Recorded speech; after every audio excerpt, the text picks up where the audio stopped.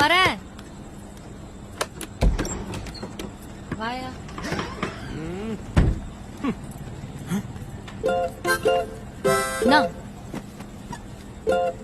என்ன அப்படி பாக்குற? இல்ல கல்யாணத்துலதான் இப்படி உன்னை கடைசியா பார்த்தேன், அதான். நான் கல்யாணத்து அன்னைக்கு குஞ்சத்தலை நிமிராமலே இருந்தேன்.